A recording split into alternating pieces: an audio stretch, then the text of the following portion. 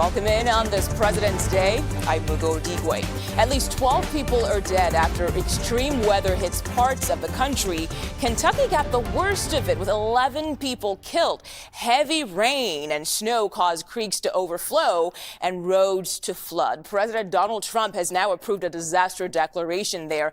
But it's not just Kentucky we're talking about here. We're also keeping an eye on the wet and cold weather affecting multiple surrounding states like West Virginia and Tennessee. Along with rain, these storms also brought tornadoes in some parts.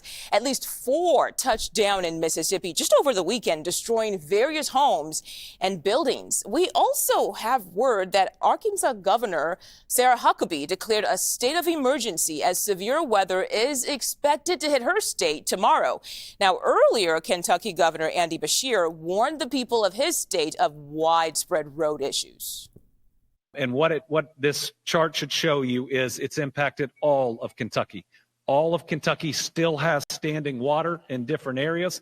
You'll hear in a minute over 300 roads still impacted and closed. So everyone, be careful. Many people going back to work today, picking up their kids from school. Just because those are in and just because the community is up and active doesn't mean every part of it and every road is safe. So this ought to tell you how hard we were hit and also the amount of time it's going to take for the water to go down. In some places, that might be most of this week. All right, let's take you over to the community of Bowling Green, Kentucky, and CBS News national reporter Karen Waugh. Karen, thank you for joining us. We know President Donald Trump has talked about eliminating FEMA. So have Kentucky officials, have they expressed any concerns about getting the help that they need? Well, so far, not yet, Mugo. What we've heard from Governor Andy Beshear so far is that he's giving credit to the Trump administration for how quickly they've reacted to this emergency response. Take a listen.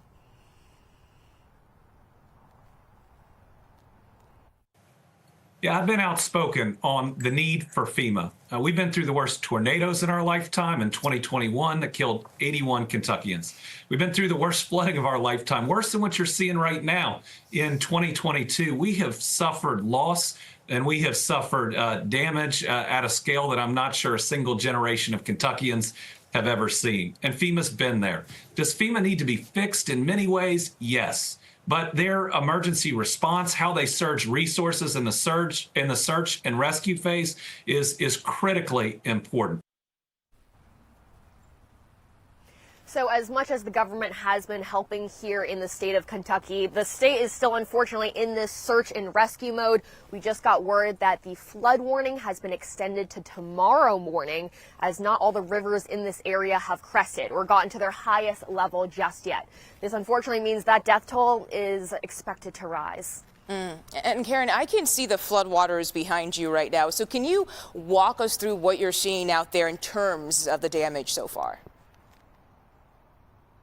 Yeah, Mugo, what you're seeing behind me right now is actually a flooded walkway. We're in a park right now, and this road leads to several bike paths and other walkways that are also flooded. Several structures in this park are also underwater. We see that information sign behind me is at least half submerged. So a lot of these areas, like the governor mentioned, around 300 roads, look similar to this. And has the state talked about what they're doing to help those people who cannot go back to their homes right now? Yeah, Mugo. So several state parks have been turned into these emergency shelters for the displaced. We know one nearby is housing about 130 people. 2 nursing homes have been evacuated as well. So certainly just trying to find a place for these displaced families until the water subsides a bit. Okay, CBS News national reporter Karen Waugh, thank you so much for your time today. We really appreciate your insight and showing us all the damage out there.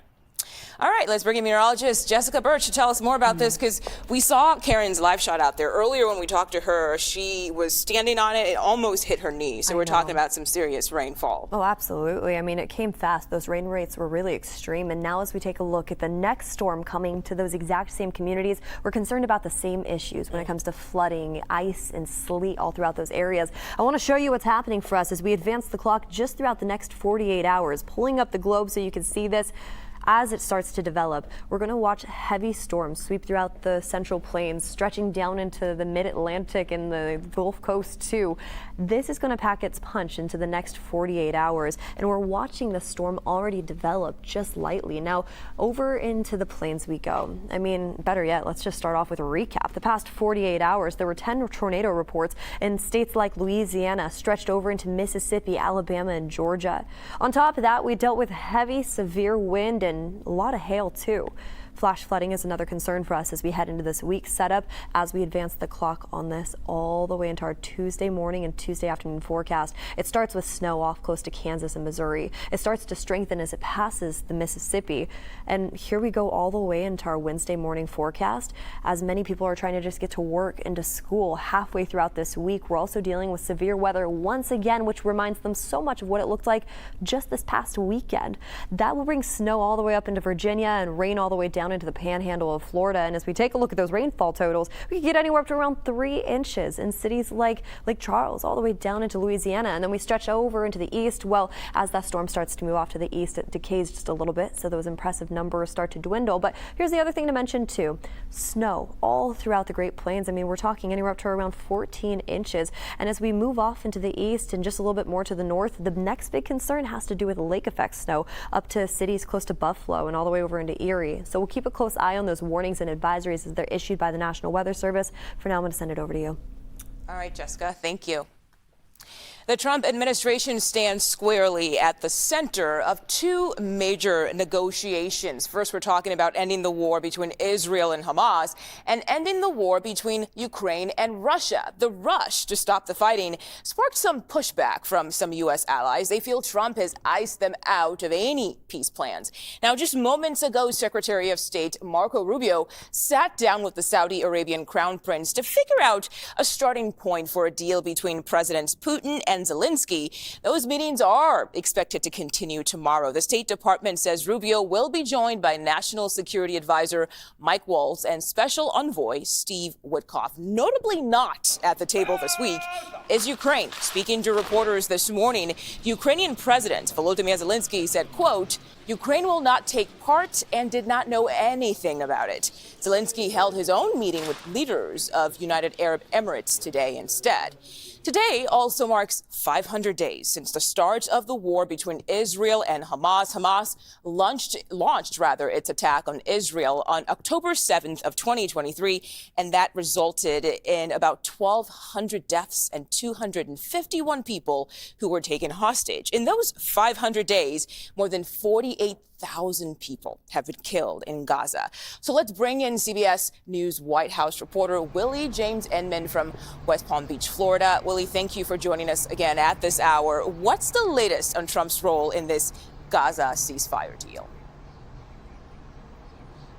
Hey there. Well, the commander-in-chief might be here in West Palm Beach, but behind the scenes, the White House is working to make sure the second part of that deal, phase 2, is implemented. And we saw, of course, White House officials visiting and meeting with Prime Minister Benjamin Netanyahu, including Secretary of State Marco Rubio. The president has also said that he wants to turn Gaza into the Riviera of the Middle East, saying that somehow the United States would take possession of the Palestinian territory. Now, there have been a fierce pushback from members of various nations, Middle Eastern nations in the region, just saying that that will not happen, that you cannot displace some 2 million Palestinians as you rebuild Gaza. But nonetheless, this is perhaps being viewed as a negotiation tactic. President Trump says something, and then Middle Eastern leaders, those leaders of the nations of Qatar and Egypt and Jordan, can perhaps come up with some type of plan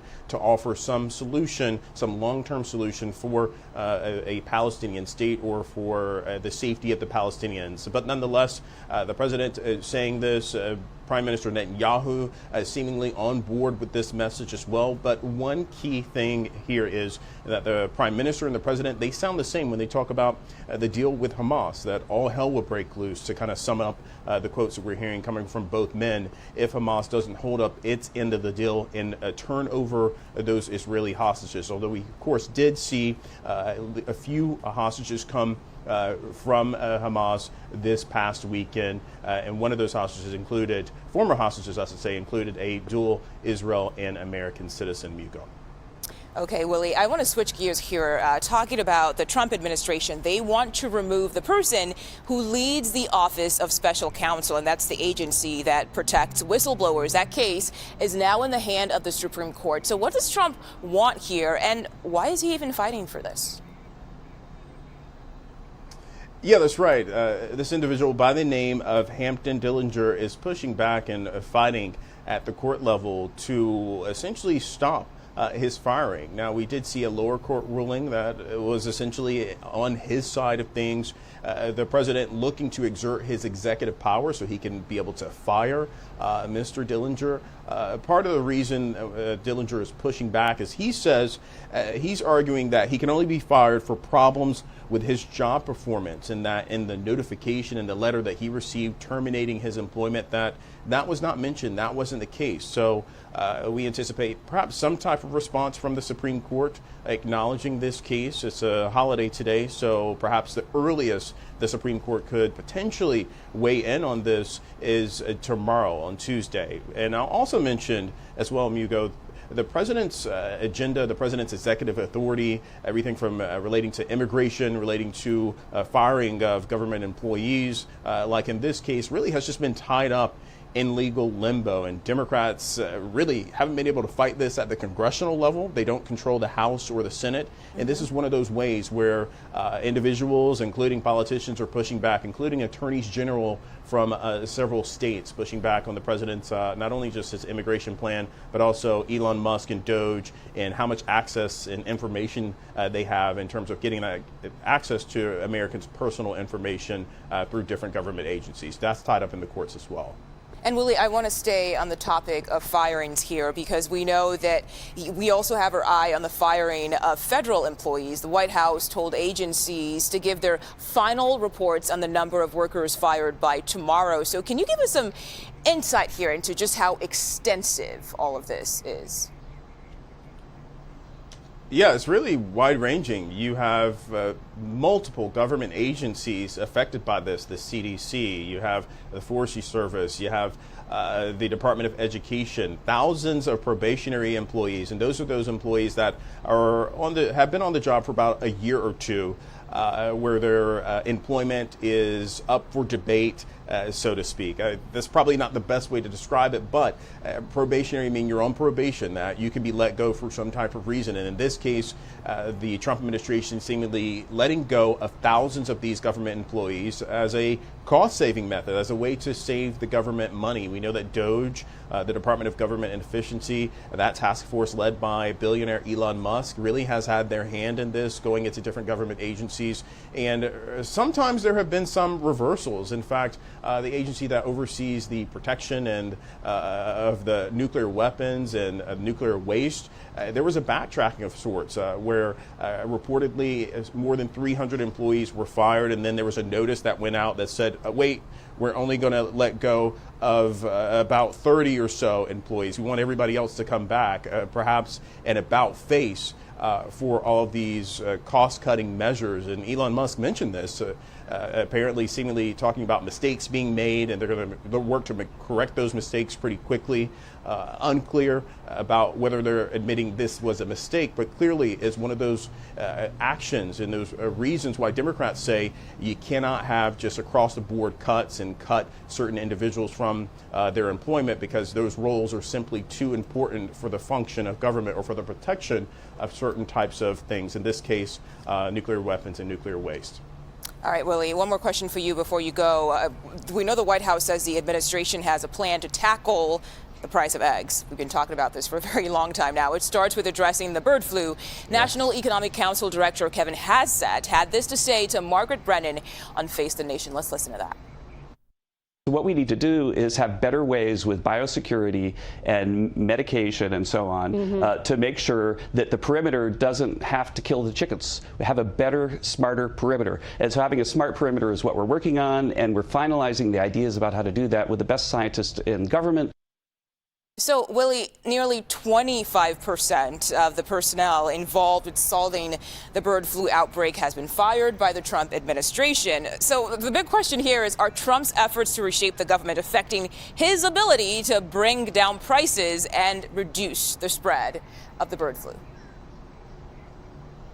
On bird flu, I'll answer that part first. There's been some reporting from Politico. The director of the Wisconsin Veterinary Diagnostic Laboratory essentially said that letting go of the probationary staff at this department within the USDA that monitors and tests for bird flu will affect how they're able to respond to the virus. And in terms of those prices, Hassett has mentioned that they're trying to go about this a little bit differently, not necessarily culling, what's called culling the chicken flock, but perhaps to go about this in a more strategic way. Maybe that would involve vaccinations of some of these birds. Maybe that would involve only isolating a part of the flock, but we don't yet know. USDA policy is when you have this type of infection that the majority of the flock, or if not all, is cold. So part of the effort, we'll just have to wait and see how the White House responds to this. But experts are already pointing out, if you let go of these probationary employees that are testing or helping with the testing and taking in the laboratory results and all of that, you're going to have an effect on how you respond to this virus. All right, Willie James Inman, thank you so much for joining us once again on the stream today. We so appreciate your time. Coming up, a driver in Colorado, well, he's doing well today after surviving an avalanche. We'll show you what his truck looks like when rescuers rushed in to help him out. You're watching CBS News 24/7.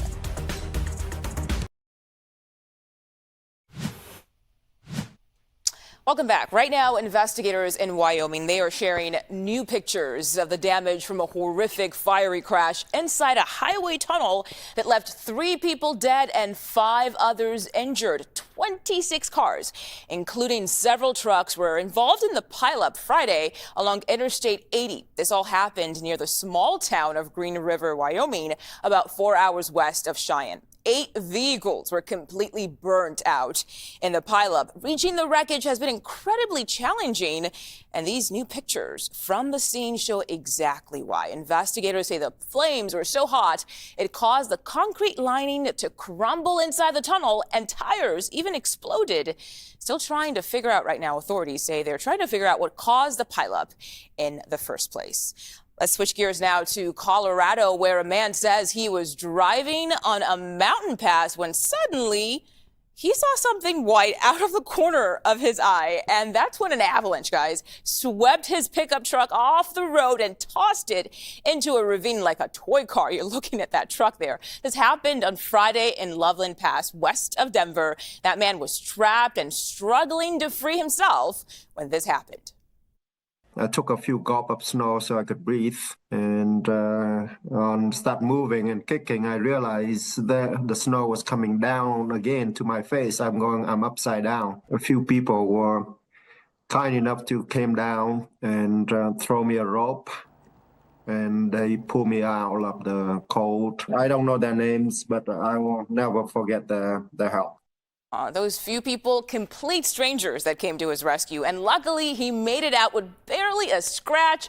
He actually said he is ready to get back out there and hit the slopes as soon as his car is back up and running. Much respect to that, because I would not be back out there. All right, switching gears now to a more serious story here. Members of Elon Musk's SpaceX team have a new assignment today, assessing the command center for the FAA. Transportation Secretary Sean Duffy made that announcement on X just yesterday. He said he needs the help of, quote, the brightest minds in America to create a world-class air traffic control system that will be the envy of the world. So let's go now to CBS News White House reporter Aaron Navarro. Aaron, thank you for joining us today. What can we expect from this visit? Mugo, good to be with you. As you mentioned, Secretary Duffy posted on X that this team associated with Elon Musk will be getting, quote, a first-hand look at the current system and try and figure out what upgrades they can make. And this kind of gets to the technical operation of the Department of Government Efficiency, which, yes, is mainly being known for its role in finding contracts to cut, employees to lay off. But it was also in that executive order listed as an agency that will help update update the technology of the federal government. That seems to be, at least according to Secretary Duffy, the purpose behind their visit this week. This visit, though, comes as we have learned per a union representing Federal Aviation Administration agency employees that 300 of them have been cut from the FAA. These are mainly probationary employees, those who were hired, per se, in the last year or so, but is certainly in line with this kind of mandate that DOGE and federal agencies have been given to cut some of those newer employees. And Aaron, there are reports that DOGE is requesting access to an IRS system with taxpayer information. What can you tell us about that, and how is the White House responding to that?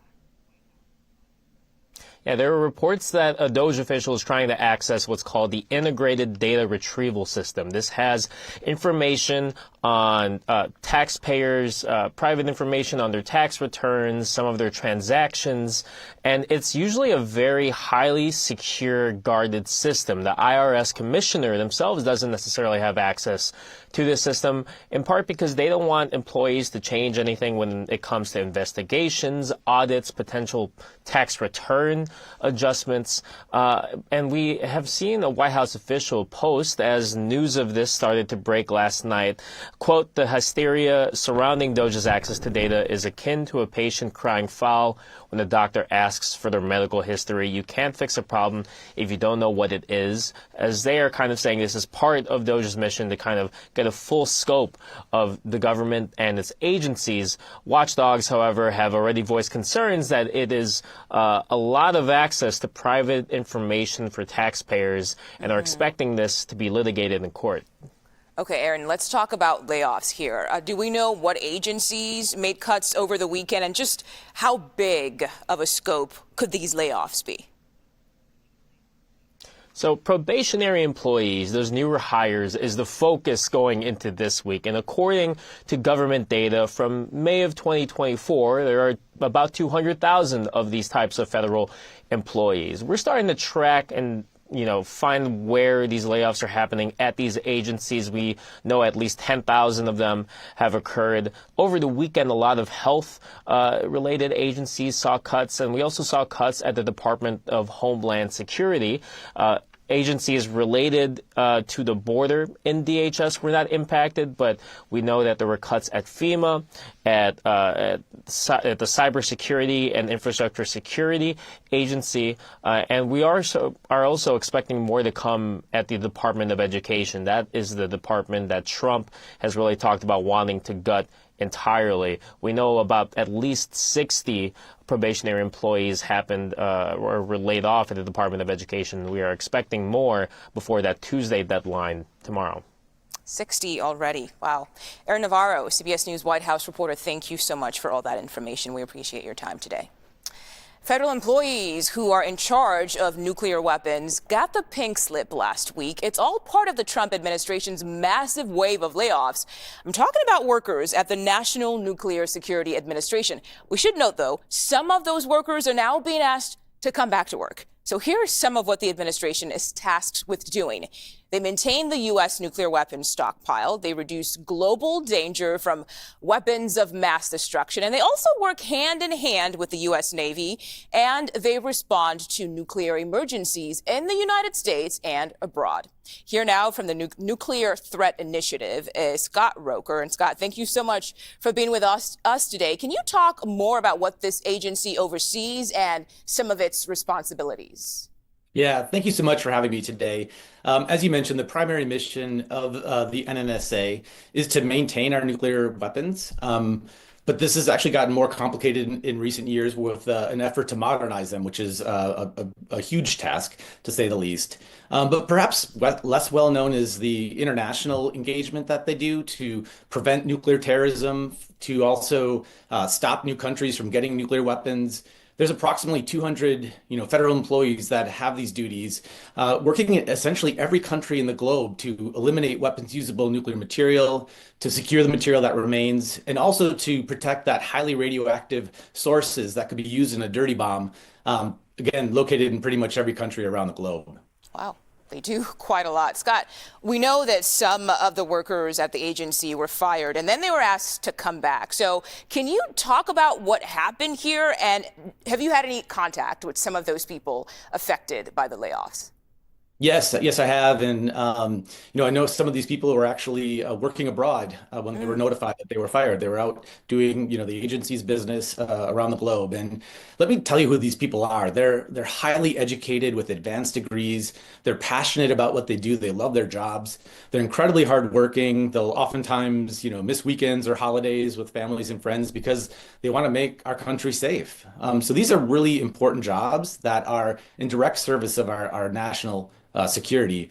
And the firings, as has been reported, were arbitrary. They're focusing on probationary period employees that were recently hired only because they're the easiest to fire. So there wasn't like a decision made to, cut a job or two or a mission. It was very arbitrary, which makes it all the more confusing. And Scott, just to follow up on that first question, some of those people that you know of personally who were fired or laid off, have they been asked to come back? I've not heard from everyone, but I understand that many of them have been asked to come back.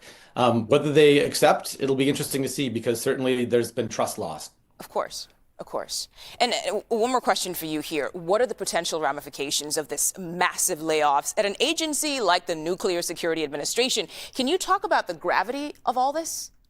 Yeah, I mean, certainly damage has been done. This sent a shockwave through the agency.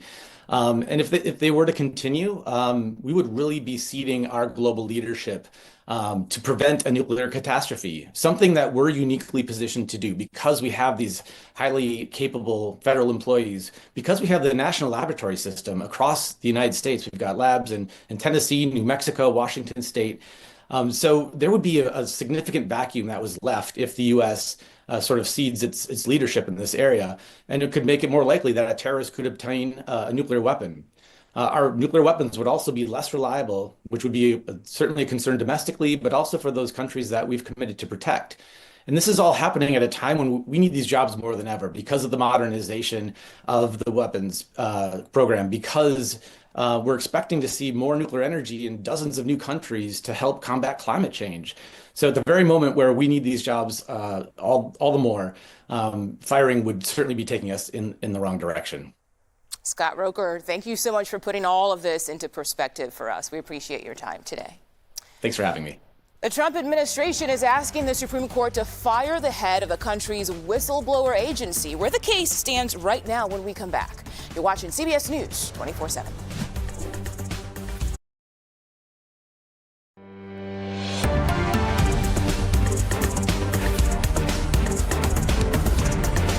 Marco Rubio is in Saudi Arabia. He is leading high-stakes talks on the future of both Gaza and Ukraine.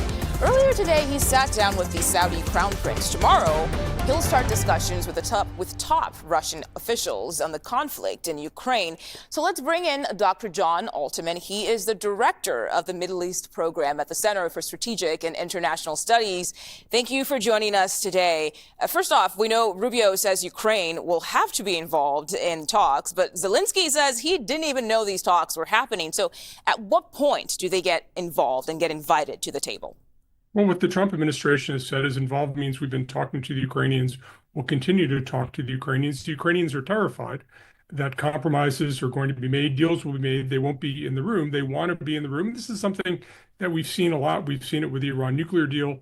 When countries feel that their security is at stake, they want to be in the room, not briefed about what happens in the room where the deals are made. Of course, and that's completely understandable. We know there are reports out there that the Trump team would like to see an agreement reached by Easter. Do you think that is a realistic goal? I have a hard time imagining that they can get a deal by Easter. The other challenge is, I think when you set a deadline like that, that gives the Russians something to play against. It makes you seem impatient. It gives them a chance to hold off. I would be surprised if we have a good deal by Easter. The danger is we have a bad deal by Easter because we're trying to beat an artificial deadline. Right. So the big takeaway you're saying here is don't rush things and just let them play out. I also want to ask you about the president's plan to take over Gaza, because this is also expected to come up this week. What do you think will come out of that sit down that Rubio held with the Saudi crown prince earlier today? Now, I was in the Middle East earlier this week. There's a lot of discomfort with what the president's talked about with Gaza, the idea of signing away what a lot of Arabs see as Palestinian rights, with very unclear outcomes. And I think there's another problem of what it does to Israeli domestic politics. Do you empower voices in Israel that continue to move Israeli politics very hard to the right as Israel recovers from the trauma of October 7th? I would imagine that what Rubio met with the foreign minister has Faisal bin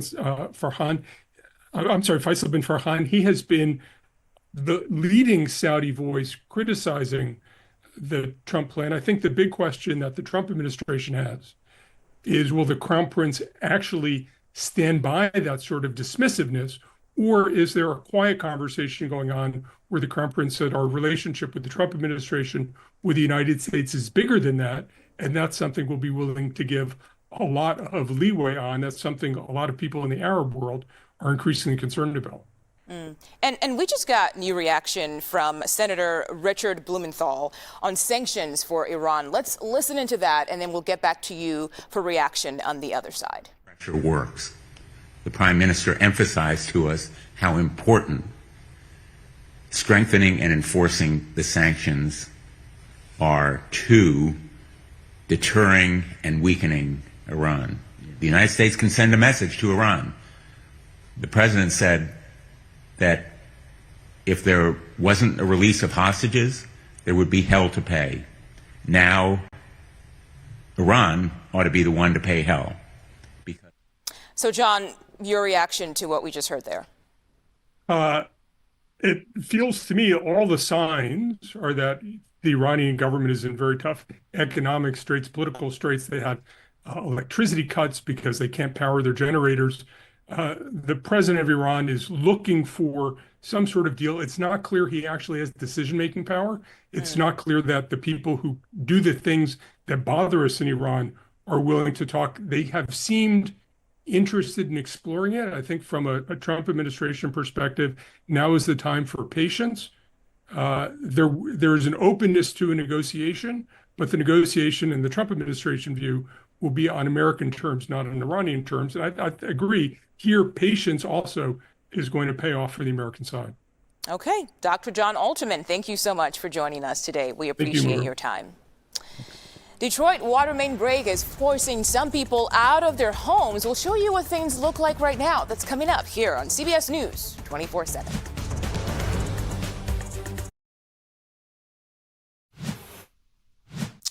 Welcome back. President Donald Trump wants the Supreme Court to allow him to fire the head of a federal agency that protects whistleblowers.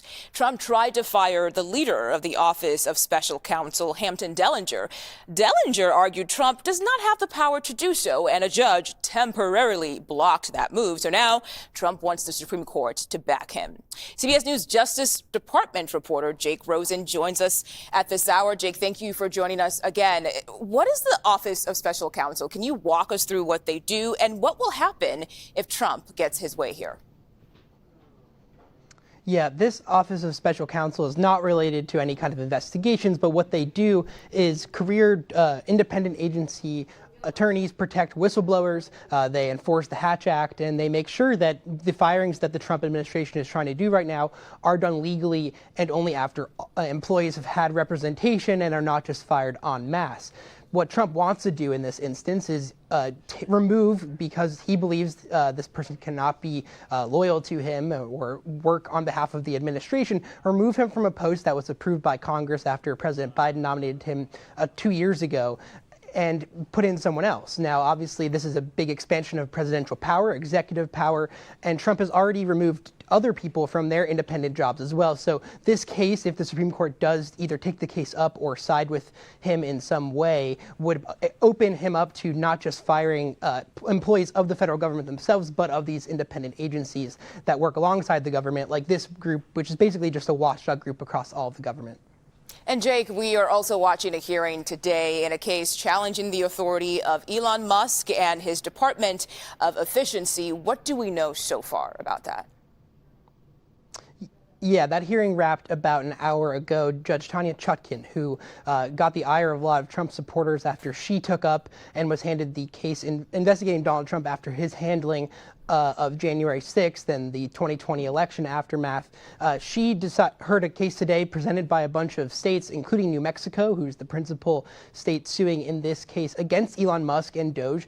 The states claim that Elon Musk's role in the government right now is unconstitutional and that the actions of DOGE in accessing people's data, their mass firings, are all unconstitutional. Now, this hearing was just to put a temporary pause on what Elon Musk is doing, and it seemed like the judge was not necessarily sympathetic to the states. She said that the plaintiffs had not given her concrete evidence that there was immediate harm to these states, and that she deferred to potentially other lawsuits, of which there are over 70 right now, as maybe better means to potentially test the limits of what Elon Musk is doing right now. We'll have to wait. She said she would have her order in the next day or so.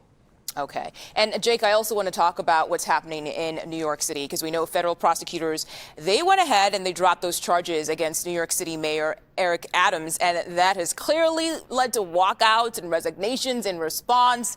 What else are we learning about the fallout here? Well, Eric Adams said twice yesterday that he felt like he was on a mission from God and he was not going to resign no matter what the pressures from either inside his administration or inside the state of New York or from elsewhere, including people here in Washington, D.C., claiming that they see some kind of conflict of interest or quid pro quo, which Adams and the Department of Justice deny. However, it's clear that there's certainly pressure within the Department of Justice and breaking precedent in this case, with over 7 people at least resigning last week in the Department of Justice as a result of this in terms of the federal government. But then also we've seen some walkouts and calls for resignation, or calls for potentially New York Governor Kathy Hochul to get involved and see if she can use her gubernatorial power to remove Eric Adams from his post for all of this. So we'll have to see the fallout over the next couple of weeks, but it seems like Eric Adams is staying in the race, going to run, at least he said on Friday, going to continue running for mayor going through November. And remember, that's the critical deadline for this dropping of the charges. The Southern District of New York, whoever that is in December or in November after the election, can decide whether they feel like Adams has been working with the administration enough and either drop these charges permanently or bring them back if the administration and an attorney feels like Eric Adams has not fully cooperated with the Trump administration.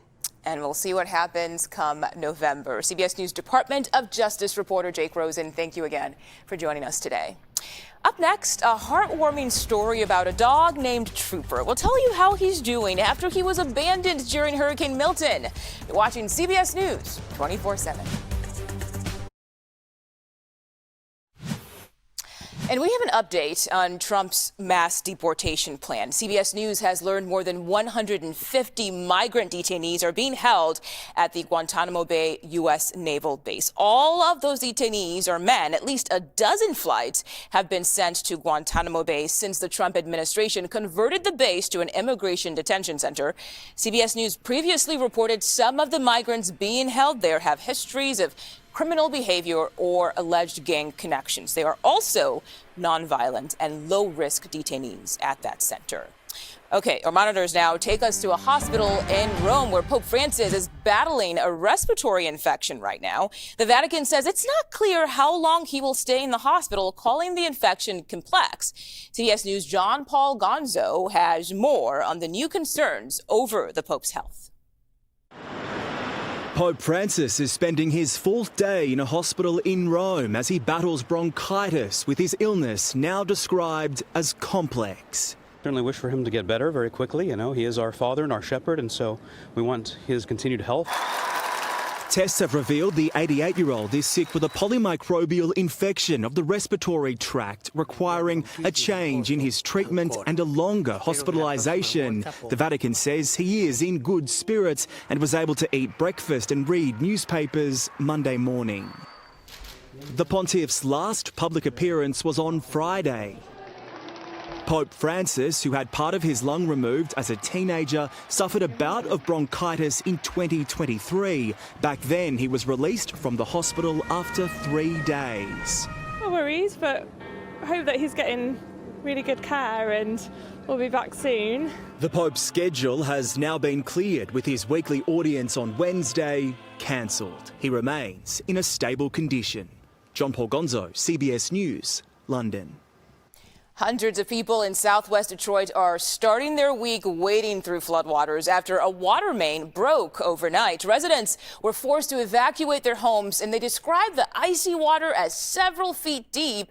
Some residents needed rescuing via ladders and rafts. In the past few weeks, Metro Detroit has experienced several water main breaks. The city's regional water authority said the break happened on a steel pipe built back in the 1930s.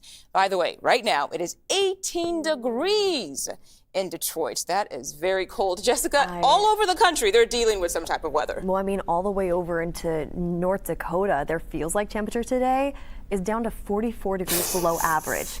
Put that into perspective of how cold that is. Frostbite happens within the matter of minutes. I can't even with that. imagine. I know. Wow. I know. All right, so let's actually dive into that storm real fast, because just last week there was 4 winter storms that swept throughout the mid-Atlantic all the way over into the Northeast. And now what we're gearing up for is some more severe weather down to the south, where just within the past 48 hours, there were 10 reports of tornadoes throughout Louisiana all the way over into the Carolinas. And here's where the next storm is at. It's playing on a loop so you can get a good picture of it. It starts in the plains and it moves its way down south as we head into this week's forecast, causing a lot of issues with icing, rain, and snow all throughout these communities. So taking a look behind me, let's time that storm out so we're prepared before we head out the door, heading into our Tuesday morning and Wednesday morning forecast. It starts Tuesday morning over into Nebraska, down into Oklahoma, strengthening as it moves across the Mississippi into the overnight hours Tuesday night.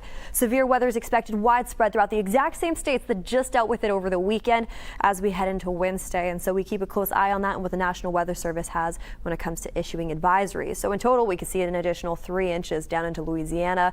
It becomes less impressive as it tracks off into the east and back out into the Atlantic. So those numbers start to dwindle just a little bit. But another thing to mention too, since we talked about those temperatures, I need to show you this. Our departure from normal, we're about 40 degrees below average all the way up into Bismarck as we head into this afternoon for our daytime highs. Back to you. Wow. Thanks, Jess. All right, we want to bring you an update on the beloved rescue dog, Trooper. This bull terrier made his television debut following Hurricane Milton back in October. He was found tied up and abandoned in Florida moments before the storm that made landfall. Luckily, he found his way to his forever family, but his story did not stop there. Just 2 months after CBS News aired his story, Trooper was diagnosed with cancer. And while receiving treatment for that, vets found another surprise.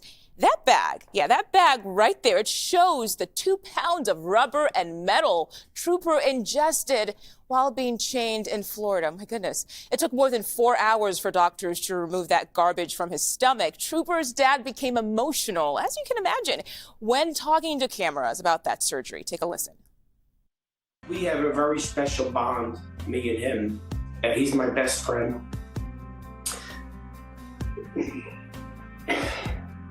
And I think I'm his best friend. I think my wife would agree.